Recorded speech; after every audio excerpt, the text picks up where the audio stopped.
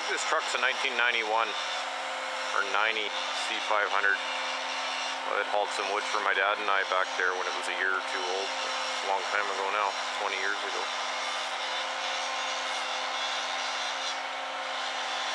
He's still got no seat on that thing, sitting on a flat metal post on the seat, no cushion. That's old school.